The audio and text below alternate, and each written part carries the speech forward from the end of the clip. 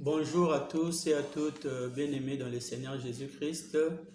Je suis très content de vous savoir très nombreux à suivre votre émission d'édification, émission qui vous permet de grandir dans votre foi chrétienne, celle qui est intitulée « Parole de la vie éternelle », émission organisée par Pavi Ministry et présentée par l'humble serviteur du Seigneur Jésus-Christ, le missionnaire mondial de son message qu'on appelle le Triple M.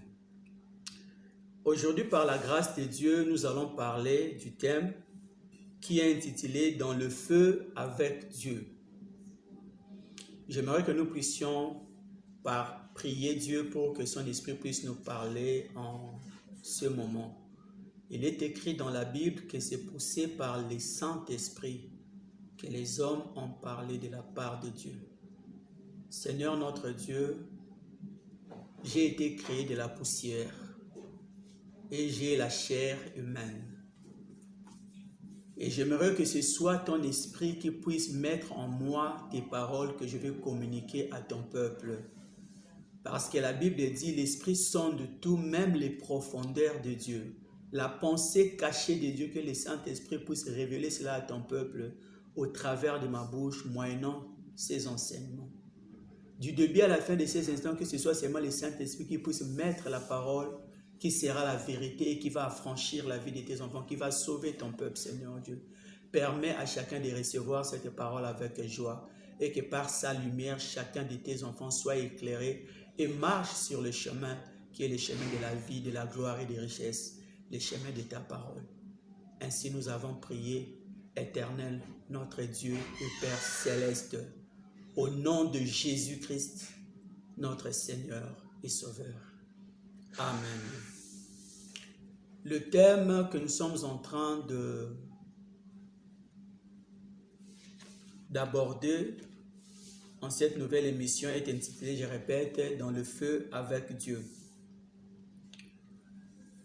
Il faut tout d'abord chercher à circonscrire ce que nous appelons par feu. Que veut dire le concept feu? Nous connaissons que le feu existe dans le monde et permet de faire beaucoup de choses. Et là, j'aimerais que nous puissions d'abord donner la définition que le dictionnaire nous réserve par rapport à ces concepts. Le dictionnaire dit que le feu, c'est le dégagement d'énergie calorifique et lumineuse produite par une combustion. Le dégagement de l'énergie calorifique et lumineuse produite par une combustion. Quand nous voyons le feu, nous voyons qu'il y a une lumière qui apparaît. C'est une flamme lumineuse et qui est produite par la combustion des corps. Une certaine combustion, ça peut être le braise, le bois, les habits, je ne sais pas moi ce qui est en train de brûler. Cette combustion-là permet à ce que nous puissions avoir cette flamme qu'on appelle le feu. Et la Bible dit également que par feu, nous devons comprendre la chaleur. Quand on est dans un environnement qui est chaud, on peut dire qu'il y a le feu dans cet environnement. Quand on parle de ces concepts de feu. De même, le dictionnaire nous dit que par feu, c'est la source de chaleur pour la transformation des matières. La source de chaleur pour la transformation des matières. En fait, tel que chez nous, en Lingala, ici en RDC, quand on met les aliments sur une plaque de réchaud qui est une source de chaleur, on dira « Bazo chabiloko na moto ». C'est-à-dire on est en train de mettre la marmite sur le feu. Une source de chaleur est considérée comme étant le feu. Le soleil également, quand il brûle dans toute sa rigueur, on peut dire que c'est le feu qui est en train de brûler, le feu du soleil qui est en train de brûler une personne. Donc ça, ce sont les différentes définitions que les dictionnaires nous réservent par rapport au concept de feu. Au regard de ce qu'on vient de lire, on peut facilement comprendre que le feu, c'est quelque chose de favorable à la vie de l'homme. L'homme peut s'en servir pour transformer des matières préparées, épurer l'or pour en fabriquer de bijoux de tout genre. On peut utiliser le feu pour brûler des déchets, pour en faire beaucoup de choses. Donc le feu est favorable. Mais j'aimerais que nous ne puissions pas seulement garder à l'esprit que le feu peut être favorable dans la vie d'une personne. Le feu est favorable quand c'est la personne qui se sert du feu. Il utilise le feu comme un moyen pour arriver à un but. Mais il arrive des situations où l'homme ne se sert pas du feu, mais c'est l'homme qui est consumé par le feu. C'est l'homme qui est victime de l'action du feu. C'est l'homme qui est embrasé par le feu. Et c'est précisément dans ce deuxième contexte que nous sommes en train de donner ces enseignements en disant « dans le feu avec Dieu ». À ce moment-là, l'homme n'est pas en train d'utiliser le feu, mais c'est l'homme qui est en train de vivre le feu dans son corps. C'est l'homme qui est engagé dans un feu. C'est l'homme qui s'est engagé dans un feu. Et dans un cas pareil, si on est seul sans Dieu, c'est vraiment catastrophique. Si on est seul sans Dieu, c'est vraiment difficile. Et je vais pouvoir faire notre première lecture concernant le sujet que nous sommes en train d'aborder, qui est dans le livre des Proverbes, chapitre 30, du 15e au 16e verset. Là, la Bible dit ceci. La sangsue a 2 filles. Donne, donne. 3 choses sont insatiables, 4 ne disent jamais assez. Le séjour des morts, la femme stérile, la terre qui n'est pas rassasiée de l'eau et le feu qui ne dit jamais assez. 3 choses qui sont insatiables. 4 ne disent jamais assez. Les séjours des morts qui ne sait que recevoir les personnes décédées et qui ne disent jamais je suis déjà plein, ne m'envoyez plus de morts. La femme stérile que personne ne peut consoler. On connaît l'histoire de Anne. Elle n'est jamais satisfaite à partir du moment où elle n'a pas d'enfant. La terre qui contient toujours tout l'eau qui est versée, mais qui s'infiltre à travers la terre accepte ces eaux, telles que les eaux des pluies. Tout l'eau qui était descendue à l'époque de Noé, les eaux du déluge étaient infiltrées dans le sol et la terre n'avait jamais dit assez, assez. Elle avait pris toutes ces eaux-là. Et on a fini par parler du feu qui ne dit jamais assez. Le feu peut embraser, peut consumer les matériaux se trouvant dans un immeuble très grand, dans un grand bâtiment. Le feu peut embraser tout un champ. On connaît l'histoire de Samson qui avait pris 150 loups, il avait attaché leur queue 2 à 2 et il avait mis des flambeaux de feu au milieu de ces queues-là et il les avait relâchés pour aller consumer les champs de blé des Philistins. Et le feu n'avait jamais dit assez, il avait consumé tous les champs. Donc tout ce qu'on met dans le feu finit par les réduire en cendres et il est toujours disponible à recevoir d'autres objets qu'on pourra y mettre, qu'on pourra mettre dans la flamme pour qu'il les brûle. Donc quand le feu vous atteint, bien aimé dans le Seigneur, quand vous êtes dans le feu, ce feu-là, si vous ne vous en délivrez pas rapidement, si vous ne sortez pas de ces feux-là un peu rapidement, ce feu finira par consumer votre vie, finira par réduire votre vie en cendres et le feu restera toujours présent pour continuer à embraser d'autres choses, pour continuer à consumer d'autres personnes.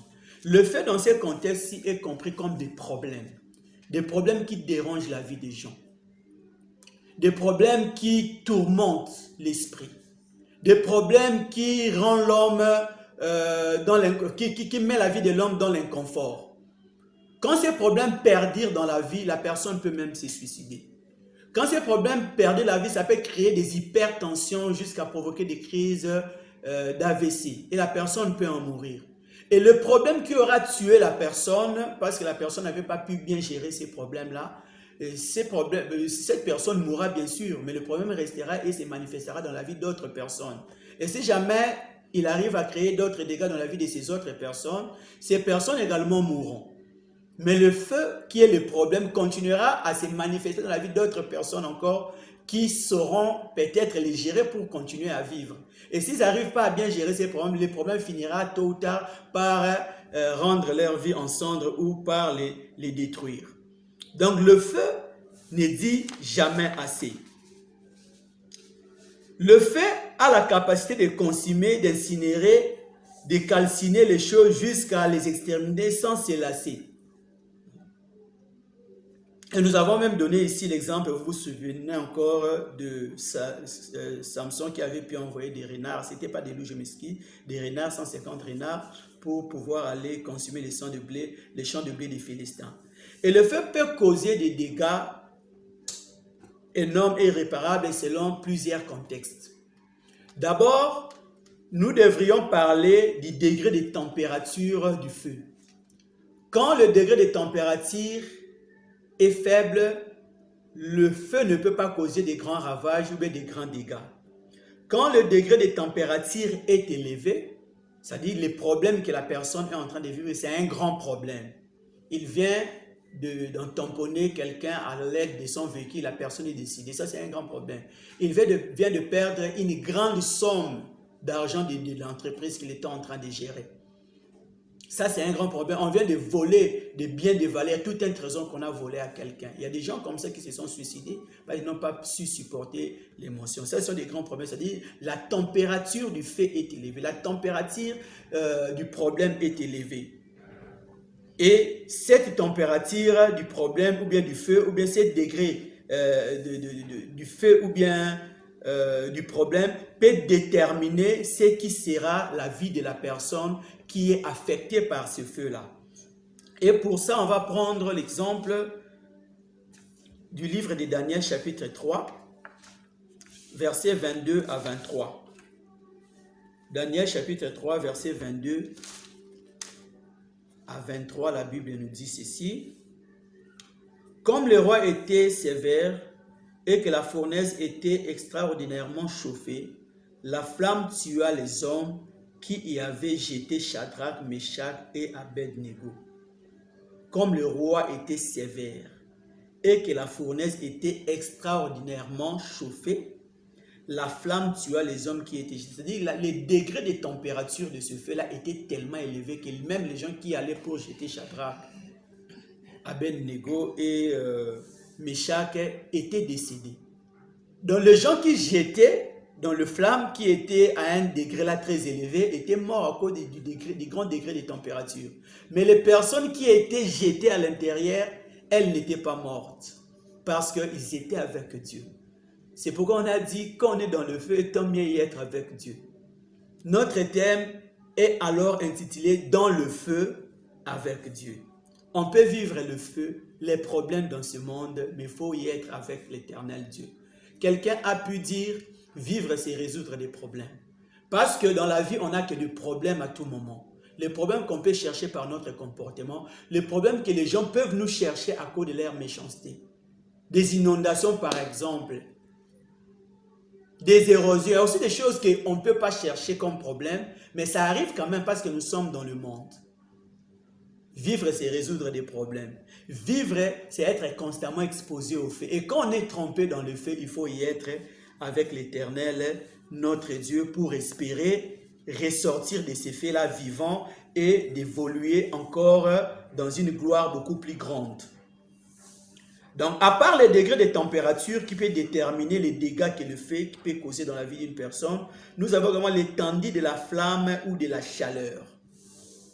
Quand la flamme du feu ou bien la chaleur du feu n'atteint pas une grande étendue dans la vie d'une personne, cette personne peut encore résister. Cette personne peut encore vivre un peu de bonheur parce que l'étendue de la flamme n'est pas grande. Parce que la flamme peut être faible, mais si jamais elle atteint une grande étendue de la vie d'une personne, elle peut finir par causer des graves dégâts ou bien des grands dégâts. Donc l'étendue de la flamme également doit compter. On peut avoir plusieurs petits problèmes. On a chassé les enfants à l'école. En même temps, on est incapable de payer les loyers parce que pendant qu'on est parent, le bailleur est en train de vous menacer. Toujours en ce moment-là, vous entendez dire qu'un de vos fils a engrossé une fille, le soir on va venir laisser cette fille engrosser chez vous pour que vous puissiez prendre sa charge. Si vous voyez bien tous ces problèmes, ça paraît des problèmes un peu banaux, des petits problèmes. Mais comme ça commence à devenir beaucoup, ça commence à avoir une grande étendue dans votre vie, ça finira par affecter votre vie, bien aimé dans le Seigneur. De l'étendue du problème également compte. C'est comme dans le cas de Job. Job, plusieurs problèmes étaient arrivés dans sa vie en une fois. Il entendra là-bas que ses filles ont été frappées par la mort, son champ de blé ou bien son champ a été consumé par le feu, ces différentes bêtes qu'il était en train d'élever là sont également mortes, tout ça. C'était pas facile à supporter pour Job. C'est-à-dire qu'il y avait de feu qu'il pouvait supporter, mais ça commençait à prendre une grande portion que même si c'était des petits feux, de petites flammes de feu, il ne pouvait pas les supporter. Donc le problème peut être grave, ça arrive en grande quantité. Si vous n'avez pas Dieu bien aimé, c'est difficile. Heureusement pour Job, il avait Dieu avec lui. Tout comme le problème peut arriver en grande quantité et ce sont de petits problèmes. Bien qu'ils soient petits, mais du fait que c'est arrivé en grande quantité, ça finit par détruire la vie de la personne. Quand ça vous arrive en un clin d'œil, ça vous arrive à la fois. Dans l'étendue de la flamme ou de la chaleur compte également pour déterminer la gravité d'un problème ou le manque de gravité d'un problème dans la vie d'une personne. Nous pouvons également parler de la durée d'exposition au feu.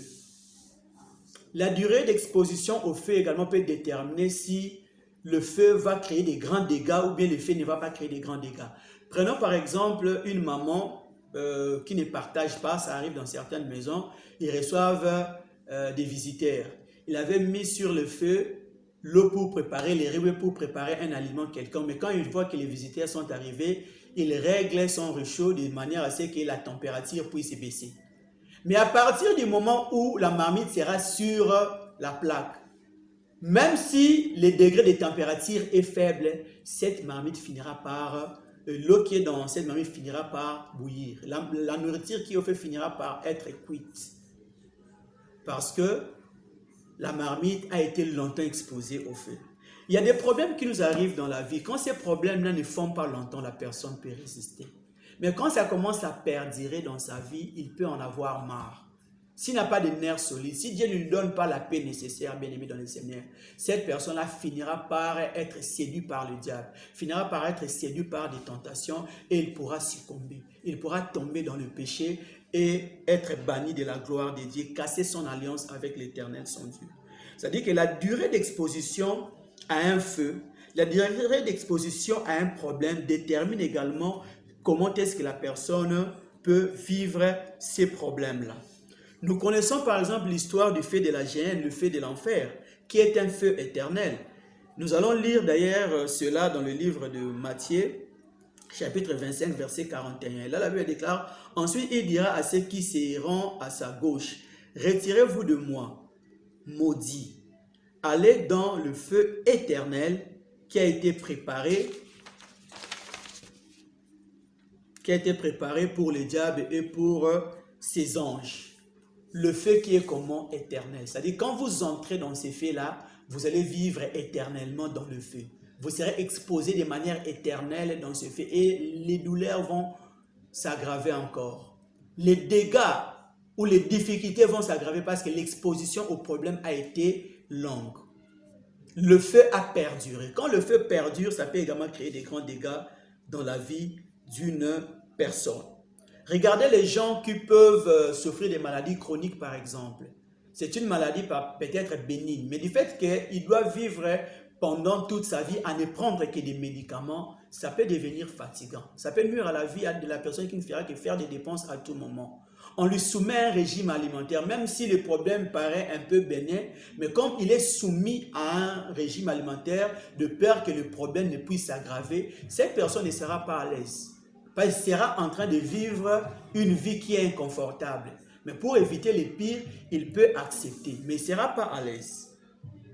La durée d'exposition au feu, la durée d'exposition au problème également détermine le vécu du problème. L'exposition au feu conduit à l'agitation Et l'agitation peut conduire à d'autres conséquences beaucoup plus graves même que l'issue naturelle du fait ou bien du problème. Je peux donner cet exemple ici. Des voyageurs, des commerçants sont en train de faire un voyage à bord d'un grand véhicule. Ils arrivent sur notre route nationale numéro 1 ici du Congo central. Convoie des commerçants au-dessus de la carrosserie d'un grand véhicule, d'un camion. Le véhicule peut perdre ses freins à un moment donné. Et ça commence à prendre une direction dangereuse. Tout le monde peut être effrayé au cours de ces voyages pendant ces temps. Mais il y a de ceux-là qui peuvent ne pas être agités, garder toujours l'espoir que le véhicule finira par faire une bonne course et le véhicule va s'arrêter à un moment donné. Mais il y a également des personnes qui peuvent être stressées de cette situation, qui au lieu de garder le calme, qui au lieu d'espérer que Dieu pourrait intervenir dans le parcours de ces véhicules-là, il y a de ceux-là qui peuvent sauter du véhicule à cause de l'agitation. Et ils peuvent même en mourir. Il y a de ceux-là qui peuvent avoir des os brisés à cause de cette chute brutale. Mais quelques temps après, le véhicule peut aller se coincer contre, je ne sais pas moi, un arbre et les gens ne sont même pas blessés ou bien ils ont seulement de petites blessures. Mais l'agitation des gens qui avaient sauté du véhicule a causé des grands dégâts que si jamais ils étaient un peu apaisés pendant qu'ils étaient en train de vivre cette situation malheureuse ou bien désagréable. Donc quand on est dans un feu, parfois il y a des agitations qui arrivent, mais il ne faut pas être agité quand on est dans le feu. Parce que l'agitation peut vous donner des idées mauvaises et qui peuvent vous conduire à commettre des grandes bêtises. Il y a de ceux-là qui sont dans le feu de la stérilité, qui partent chercher des enfants chez les féticheurs. Et le féticheur, quand vous partez chercher un enfant chez lui, il va déjà créer un pacte entre le monde des ténèbres et votre vie et votre maison. Ils peuvent même vous donner un enfant qui est un démon incarné, qui vient encore rendre votre vie beaucoup plus désagréable, qui vient encore beaucoup troubler votre vie, qui est la stérilité elle-même. L'agitation, bien aimée, pendant qu'on est dans le feu, ça peut encore créer des grands dégâts. C'est pourquoi la Bible nous déclare ceci dans le livre des Philippiens, chapitre 4, versets 6 à 7, que nous allons lire. La Bible nous dit: ne vous inquiétez de rien, mais en toute chose, quand on est dans le feu donc, dans n'importe quel problème, dans n'importe quel feu où vous vous trouvez, en toute chose, faites connaître vos besoins à Dieu par des prières et des supplications avec des actions de grâce. Par des prières et des supplications avec des actions de grâce. Même si vous n'avez pas encore vu l'issue du problème, vous n'avez pas encore vu l'issue de la situation, vous espérez que Dieu va vous délivrer de cela, vous rendez grâce à Dieu. Dieu va intervenir. Parce que Dieu n'aime pas avoir une grâce non méritée, qui n'a pas mérité. Il se montre toujours digne de recevoir des actions de grâce que vous rendez avant même de vivre la délivrance de l'Éternel. Et là, c'était au chapitre 6 qu'il a dit qu'il faut faire en toutes choses différents types de prières. Mais il dit dans le verset 7, « Et la paix de Dieu, qui surpasse toute intelligence, gardera vos cœurs et vos pensées en Jésus-Christ. » Et la paix de Dieu, qui surpasse toute intelligence, qui surpasse toute agitation. L'intelligence d'aller consulter un féticheur, l'intelligence d'aller voler, l'intelligence d'aller commettre un crime, l'intelligence de désobéir à Dieu. Toutes ces pensées peuvent monter dans votre esprit quand vous êtes dans un feu bien-aimé dans le Seigneur. Mais quand vous priez l'Éternel devant le problème, quand vous êtes dans un feu du problème, la paix de Dieu viendra en vous. Cette paix vous permettra de vivre les problèmes différemment. Cette paix vous permettra de vivre les problèmes pas comme les païens les vivent. Vous ne serez pas agités. Et cela gardera vos cœurs et vos pensées dans la parole de Dieu. C'est ça, garder votre cœur et vos pensées en Jésus-Christ. Ça va garder votre cœur et vos pensées en Jésus-Christ, comme c'était le cas de Job. Job était dans plusieurs situations problématiques à la fois. Dans un feu qui avait une grande étendue dans sa vie.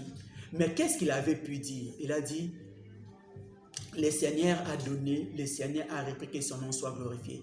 Et quelque part, il dit: je sais que mon Rédempteur est vivant. Il s'élèvera les derniers sur la terre des hommes. Il savait. Il faut aussi savoir. Quand on est dans le fait, il faut savoir. Vous appartenez à quel Dieu? C'est ainsi que les compagnons de Daniel n'avaient pas fléchi genoux à l'ordre du roi. Parce qu'ils connaissaient, ils appartenaient à quel Dieu. Ils ont dit, même s'il ne peut pas nous délivrer, on ne va pas fléchir genoux devant la statue que tu as érigée et que tu nous demandes de prier. Mais nous savons que notre Dieu va nous délivrer. Cette foi-là fait que Dieu puisse intervenir. Cette foi-là en Dieu a fait qu'il puisse tenir bon. C'est pourquoi la Bible nous dit toujours dans le livre de Daniel, c'est du peuple qui connaîtront leur Dieu, agiront avec fermeté. Même si vous êtes dans le feu, vous n'allez pas être agité, vous n'allez pas chercher des voies tortueuses qui n'honorent pas votre Dieu. Vous garderez confiance en Dieu. Et l'Éternel honore toujours la foi qui est placée en lui. Dans le feu, bien-aimé, il faut chercher à être avec l'Éternel. Et dans le feu, il faut éviter d'être agité au risque de commettre beaucoup de bavures et de rater la bénédiction à laquelle l'Éternel destine votre vie. Et toute situation difficile et tout ce qui tourmente la vie est aujourd'hui considéré comme un feu, comme j'étais en train de le dire. Donc quand nous parlons du feu, nous ne voyons pas la flamme qui brille là, ou qui brille, la flamme que nos mamans utilisent pour en faire beaucoup de choses, la flamme qui peut consumer une maison en cas d'incendie par exemple. Mais nous voyons des problèmes qui accablent les vies des gens. Nous voyons des situations difficiles qui dérangent les vies des gens. C'est ce que nous considérons ici comme étant le feu dans lequel on peut se trouver et dans lequel il faut chercher à s'y trouver avec Dieu. Nous avons ici en RDC un musicien qui se nomme Koffi Olomide, et je me permets de citer son nom, je crois que ce n'est pas un problème.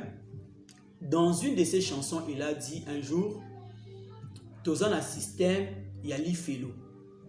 Cela veut dire que moto ezopela kasitoso zikate. Je traduis en français comme pour dire, nous sommes en train de vivre un système qui ressemble à l'enfer.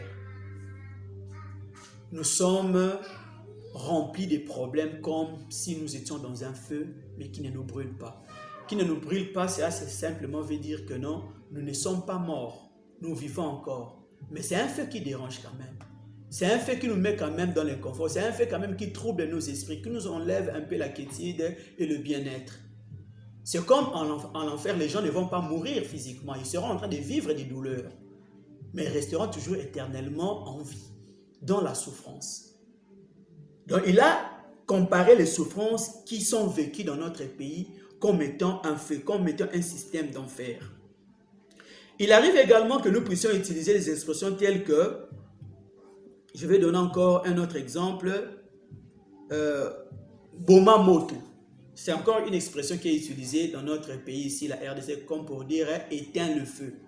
Deux personnes sont en train de se chamailler, de faire des querelles, ils veulent même se bagarrer. Vous verrez que parmi les gens qui assistent à cette querelle-là, il y a de ceux-là qui sont en train de faire des commentaires, de pousser ces gens-là à se battre. Et vous verrez que quelqu'un d'autre à côté va lui dire Boma Moto, ce qui dit éteins le feu. Comme pour dire que tu veux créer un feu ici. La bagarre, c'est ça le feu. Les gens vont se blesser, les gens seront arrêtés à la police. La querelle en soi, déjà, c'est un feu.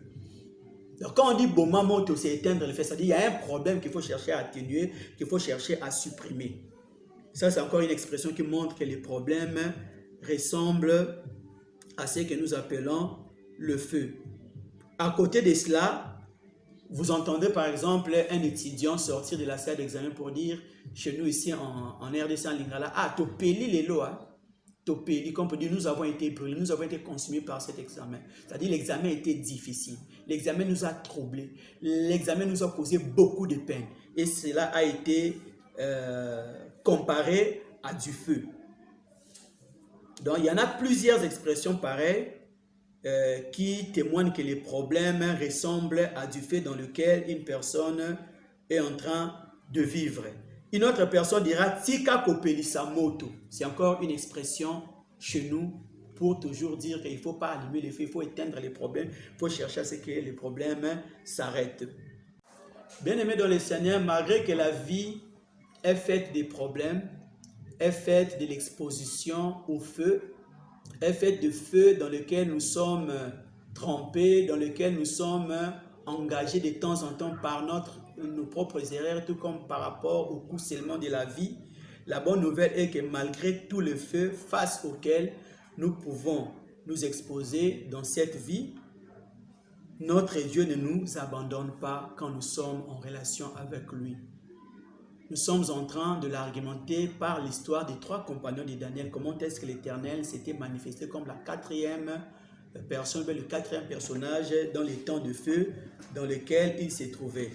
La Bible déclare: et comment on sort à l'Éternel, mets en lui sa confiance, mets en lui ta confiance et il agira. Quand nous sommes dans le feu, c'est seulement question de prier Dieu, d'exposer nos besoins à Dieu, de parler au Père pour qu'il intervienne en son temps, parce qu'il a dit: au jour du salut, j'étais secouru. Au temps favorable, j'étais exaucé. Mais pendant ce temps-là, avant que l'Éternel ne puisse agir dans notre vie, il nous envoie sa paix, qui surpasse toute intelligence et qui garde nos pensées dans la foi, qui garde nos pensées dans la lumière de la parole de Dieu. Donc le temps que Dieu prend pour préparer une délivrance, pour préparer une gloire pour son peuple, pour délivrer son peuple, il donne à son peuple la paix pour ne pas trahir son alliance. Il donne à son peuple la paix pour ne pas violer la loi de l'Éternel et donner même raison aux oppresseurs. Il faut chercher à corriger avec Dieu pour que Dieu soit avec vous dans le feu. La Bible dit: des hommes peuvent-ils marcher ensemble si ce ne sont pas accordés? Si tu veux marcher avec Dieu dans ton feu, bien-aimé dans le Seigneur, tu dois d'abord chercher à t'accorder avec Dieu en marchant dans la sanctification, en gardant l'alliance de Dieu. Comme Dieu est fidèle et que sa fidélité est un bouclier et une cuirasse dans la vie de son peuple, il interviendra au moment opportun et il va te sortir de tes tourments.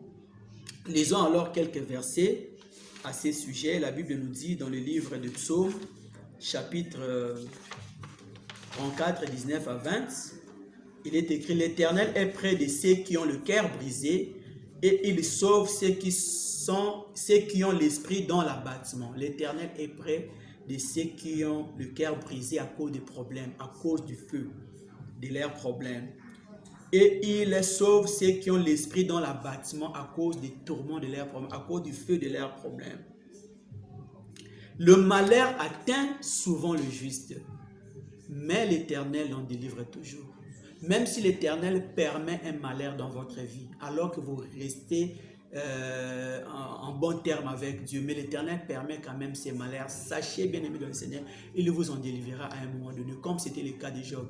Même si vous êtes dans le malheur, vous êtes dans le feu à cause de votre mauvais comportement, modifiez seulement votre comportement, repentissez-vous à l'Éternel et au moment marqué par Dieu, l'Éternel va vous délivrer, car il n'abandonne pas pour toujours son peuple. Et nous allons encore lire les livres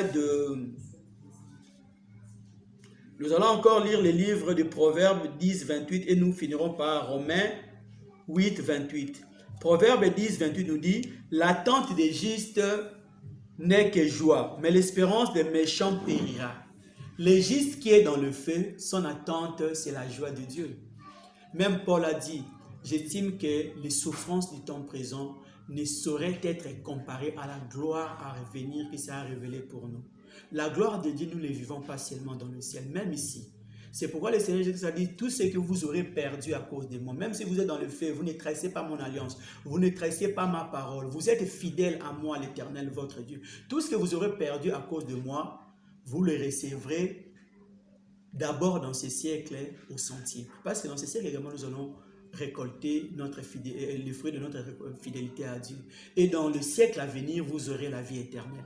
Donc la gloire de Dieu commence par être vécue dans la vie du chrétien ici. Mais seulement il faut garder l'alliance de l'Éternel, même si nous sommes dans le feu. Nous lisons également Romains 8, 28 qui dit: nous savons du reste que toutes choses concourent au bien de ceux qui aiment Dieu, de ceux qui sont appelés selon son dessein. Si tu es dans le feu, malgré que tu es innocent, si tu es dans le feu, malgré que tu es fidèle à Dieu, bien-aimé, ne te décourage pas, ne sois pas agité. Garde l'alliance de ton Dieu. Continue à prier Dieu avec foi. Il y aura un temps où la gloire de la seconde maison, la gloire de la dernière maison sera beaucoup plus grande dans ta vie que celle de la première maison que le feu est en train de consumer dans ton moment présent. Et d'ailleurs, il y a un bien-aimé en Christ, dans notre pays, un musicien chrétien qui s'appelle le frère Moïse Matouta, qui a chanté une chanson intéressante qui me plaît beaucoup. Et il a dit ceci en lingala. O memelanga makambo etungisa kanga. O memelanga makambo eswakanga motema e. O bomelanga moto banguna ba pelisa, pelisa, pelisa e. Pour ne citer que cette partie, il y a beaucoup plus de couplets dans cette chanson. Donc c'est l'Éternel qui porte la charge qui nous revient, les fardeaux de nos vies. C'est l'Éternel qui transporte pour nous tout ce qui nous dérange, tout ce qui dérange notre esprit, tout ce qui nous met dans le chagrin. L'Éternel prend la charge de ces situations-là, prend la charge de ces problèmes, prend la charge de tous ces feux-là. Et en fin de compte, il dit quand l'ennemi cherche à créer du trouble dans ta vie, bien-aimé, sois seulement dans le camp de l'Éternel. Garde l'alliance de ton Dieu. L'Éternel finira par s'élever comme il s'est élevé dans la vie de Job. Quand nous sommes dans le fait à cause de notre obéissance à Dieu en gardant son alliance, Dieu nous suit dans le feu comme il avait suivi les compagnons de Daniel. Nous connaissons l'histoire. Et dans le fait avec Dieu, nos conditions sont moins pénibles que celles des païens qui n'ont pas Dieu dans leur vie. Car il nous assure sa paix avant sa délivrance et cela nous met déjà dans un certain confort avant que sa délivrance ne puisse apparaître dans notre vie. Mais si par contre nous sommes dans le fait à cause de notre propre péché, je vais simplement nous demander ce que la Bible nous dit dans le livre de Jérémie 3, 22 et dans le livre de Zacharie 1, 3. Qu'est-ce que la Bible nous dit dans ces deux passages? Il est écrit tout d'abord dans le livre de Jérémie 3, verset 22, que nous allons lire. La Bible dit ceci: revenez, enfants rebelles. Ça, c'est Dieu qui parle. Revenez, enfants rebelles, je pardonnerai vos infidélités. Nous voici, là c'est maintenant le peuple de Dieu qui répond. Nous voici, nous allons à toi, car tu es l'Éternel notre Dieu. Revenez, enfants rebelles, je pardonnerai vos infidélités. La première des choses que Dieu nous demande, c'est de revenir quand nous sommes dans le fait à cause de notre comportement, à cause de nos péchés, à cause de notre propre bêtise. Si nous revenons à Dieu, il pardonnera nos péchés. Ça, c'est la première des choses. Et la deuxième des choses, c'est dans Zacharie 1.3. Il dit, dis-leur donc, ainsi parle l'Éternel des armées, revenez à moi. Il revient encore dans revenez. Revenez à moi, dit l'Éternel des armées, et je reviendrai à vous. La première des choses, quand nous sommes dans le péché, Dieu nous demande de revenir à lui. Quand nous revenons à Dieu, Dieu commence par pardonner nos péchés. Quand nous revenons à Dieu et que Dieu a pardonné nos péchés, Dieu lui-même revient à nous. Quand il revient à nous, il vient atténuer notre feu. Quand il vient à nous, il vient pour éteindre notre feu et nous faire entrer dans sa gloire. Nous pouvons être dans le feu dans la vie, bien-aimés dans le Seigneur. Mais avec qui est-ce que nous marchons dans ce feu? Quand je marche dans la vallée de l'ombre de la mort, a dit David, je ne crains aucun mal, car ta houlette et ton bâton me rassurent. Il faut être avec l'Éternel pour vivre le fait différemment et pour sortir du fait avec une grande gloire et bénir le nom de l'Éternel, notre Dieu. Nous allons devoir prier par rapport à ces messages. Nous savons que tu nous as envoyés dans le monde, mais le monde nous hait parce que nous ne sommes pas du monde, Seigneur Dieu. La Bible déclare que les justes sont en abomination aux méchants, de même que les voies des méchants sont en abomination aux justes. Alors que nous sommes dans le monde et que nous ne sommes pas de ce monde, Seigneur Dieu, nous sommes appelés à vivre plusieurs situations de feu. Nous sommes appelés à transporter notre croix et à te suivre, Seigneur Jésus-Christ. Nous sommes appelés à vivre des moments de persécution, de tribulation dans ce monde. Nous sommes appelés à vivre parfois des moments de preuve et de tentation qui constitueront de feu dans lesquels nos vies vont passer, Seigneur mon Dieu. Dans lesquels nos vies, Seigneur notre Dieu, vont séjourner pendant des moments donnés. Et nous te prions, notre Dieu, de nous aider que quand nous sommes dans le feu, d'avoir toujours les regards fixés vers toi. Comme David a dit, quand je lève les yeux vers les montagnes, D'où me viendra le secours? Le secours me vient de l'Éternel qui a fait les cieux et la terre. Que nous ayons toujours les pensées tournées vers toi, Père éternel. Car ceux qui espèrent en l'Éternel ne seront jamais confus, nous dit la Bible. Et que notre espérance en toi ne sera jamais vaine. Au temps favorable, tu exauces ton peuple. Au jour du salut, tu sauves ton peuple. Dans le feu, que nous ne puissions pas être agités, mais que nous puissions savoir que nous avons un Rédempteur. Que nous puissions connaître ce que ta parole nous dit. Et que nous puissions persévérer dans la foi, parce que la foi, c'est la victoire qui triomphe du monde, Seigneur notre Dieu. Et à cause de notre foi, nous verrons de grandes choses avec toi. Car ta fidélité est un bouclier et une cuirasse, nous dit la Bible. Au nom de Jésus-Christ, notre Seigneur et Sauveur, Père éternel, nous t'avons ainsi prié. Amen. Que l'Éternel, notre Dieu, vous bénisse. Nous nous retrouvons à la prochaine émission. Ciao.